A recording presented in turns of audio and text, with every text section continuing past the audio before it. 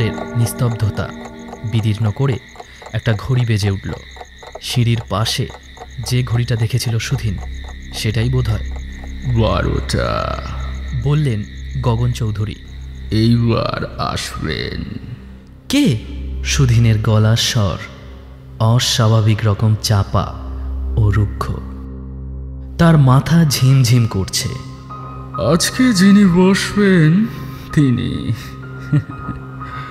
ওই তার পায়ের শব্দ। সুধীন শ্রবণ শক্তিটা এখনো হারায়নি, তাই সে স্পষ্ট শুনতে পেল বাইরে নিচ থেকে জুতোর শব্দ। এসে দেখুন। গগন চৌধুরী এগিয়ে গেছেন পাশের একটা জানালার দিকে। আমার কথা বিশ্বাস না হয়, এসে দেখুন। এও কি সেই সম্মোহনী শক্তি? যন্ত্রচালিতের মতো এগিয়ে গিয়ে সুধীন গগন চৌধুরীর পাশে দাঁড়িয়ে নিচের দিকে দৃষ্টি দিল।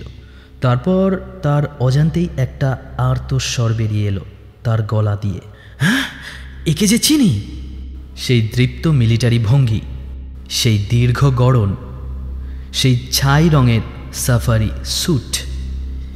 ইনি ছিলেন সুধীনের বস নগেন্দ্র কাপুর।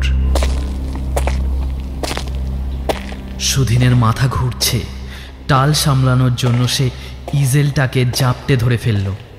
সিঁড়ি দিয়ে পায়ের আওয়াজ উপরে উঠে আসছে। কাঠের সিঁড়িতে জুতোর ক্রমবর্ধমান শব্দে সমস্ত বাড়ি গম গম করছে। এবার আওয়াজ থামল। নৈশব্দের মধ্যে গগন চৌধুরী মুখ খুললেন আবার। যোগ স্থাপনের কথা জিজ্ঞেস করছিলেন না সুধীন বাবু? ভেরি সিম্পল, এইভাবে হাতছানি দিলেই চলে আসে। সুধীন বিস্ফারিত চোখে দেখল দোরখা শালের ভিতর থেকে গগন চৌধুরীর ডান হাতটা বেরিয়ে সামনে প্রসারিত।